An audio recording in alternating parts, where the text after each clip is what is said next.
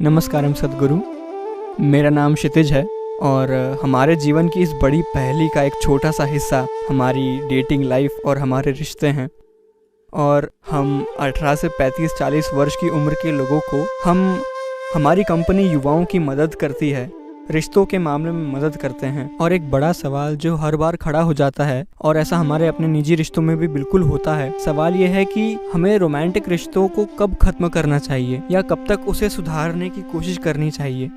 क्योंकि हमने बचपन से अपने माता पिता को देखा है। अब जन्म जन्म नहीं है, खत्म। बिल्कुल बिल्कुल सही। नहीं, अब वो जन्म जन्म नहीं रहा। यही जन्म इतना मुश्किल हो जाता है। और महीना, हर महीना। हर महीने। देखिए, हम हर चीज को एक्सपायरी डेट दे रहे हैं, हर चीज को, जिसमें इंसानी रिश्ते भी शामिल हैं। देखिए, रिश्ते कई तरह के होते हैं, पर आज आप मुंबई में हैं और आप रिश्ता शब्द का इस्तेमाल कर रहे हैं, जैसा कि अमरीकी इसका इस्तेमाल करते हैं। रिश्ता यानी शारीरिक रिश्ता।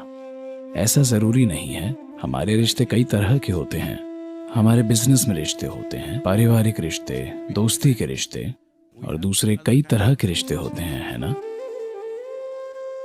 सबसे पहले रोमांस का मतलब है कि आप मूल रूप से जीवन के सुंदर हिस्से की बात कर रहे हैं। सूर्यास्त देखना रोमांटिक है, पर ज्यादातर लोग इस फोन की स्क्रीन को देख रहे हैं। सूर्यास्त भी वहीं देखते हैं, रात होने के बाद।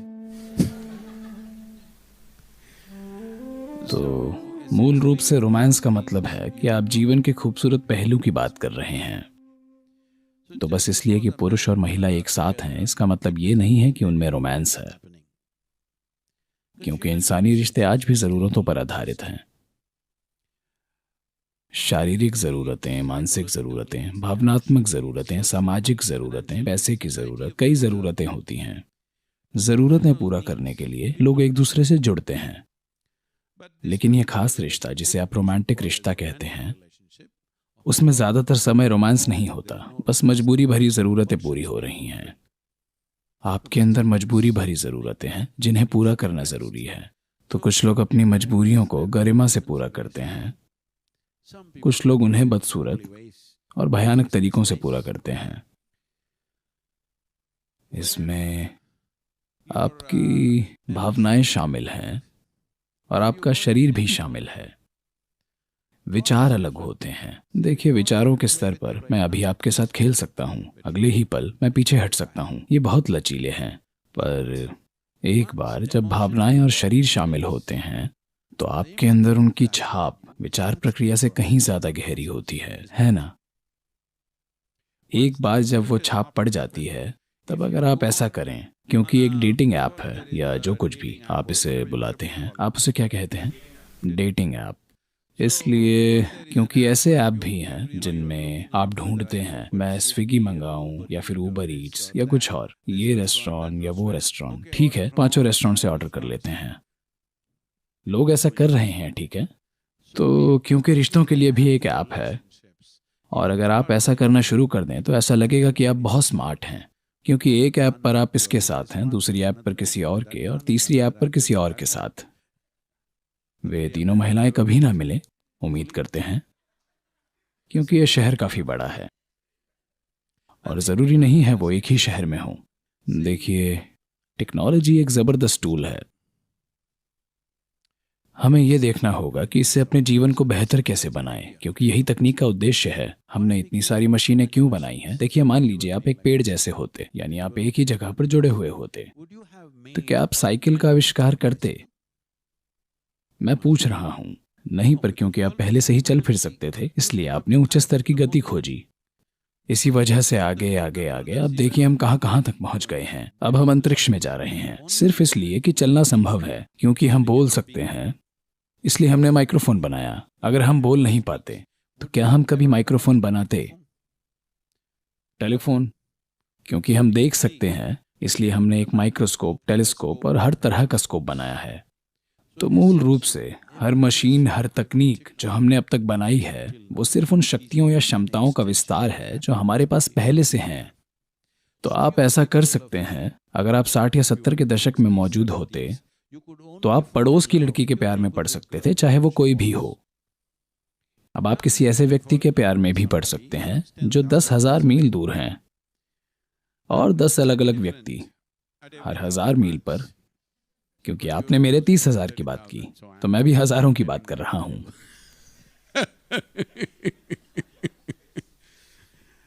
तो एक तरह की सुविधा है जो अच्छी है, वरना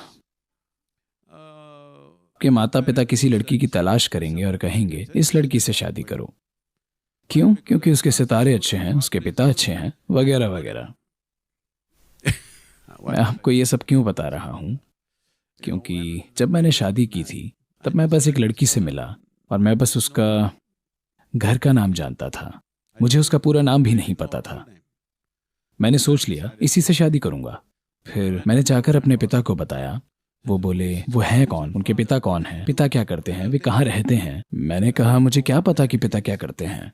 नहीं, तुम उसके पिता को नहीं जानते, तुम परिवार को नहीं जानते, तुम कुछ भी नहीं जानते, तुम उससे शादी कैसे करोगे। मैंने कहा देखो, मैं सिर्फ लड़की से शादी कर रहा हूँ, मेरा पिता से शादी करने का कोई इरादा नहीं है, सिर्फ लड़की से। खैर, मैंने अपने जीवन में कभी ऐसी चीज की तलाश नहीं की। मैंने सोचा ये चीजें मेरे लिए नहीं हैं, क्योंकि मैं अपने काम में बहुत ज्यादा बिजी था।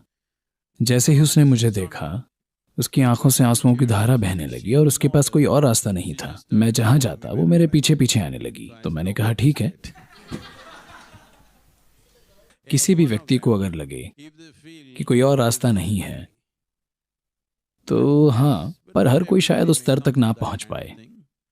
फिर आपको एक सौदा करना होगा, और सौदे मैनेज करने पड़ते हैं। प्यार को मैनेज करने की जरूरत नहीं है, सौदों को ठीक से मैनेज करना जरूरी है। सौदा लेन देन का मामला है। लेन देन कभी भी एक तरफा नहीं हो सकता। हेलो, किसी भी चीज में, चाहे शादी हो या बाजार, दोनों पार्टीज को फायदा होना चाहिए, वरना बात नहीं बनेगी, है ना।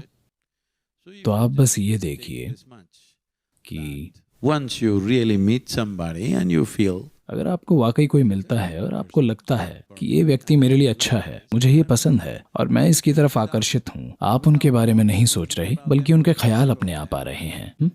जब आप किताब देखते हैं तो उनका चेहरा दिखाई देता है, आप सिनेमा देखते हैं तो उनका चेहरा दिखाई देता है। अगर ऐसा हो रहा है तो आपको सौदा नहीं करना चाहिए, आपको इसके लिए समर्पित हो जाना चाहिए, क्योंकि भावनाओं की मिठास सबसे बेहतरीन चीज है जो आपके साथ हो सकती है। आप इसे जो चाहे कह सकते हैं। जब आपकी भावनाएं मधुर होती हैं, तब आपके पास जीवन में सबसे अच्छा सौदा होता है।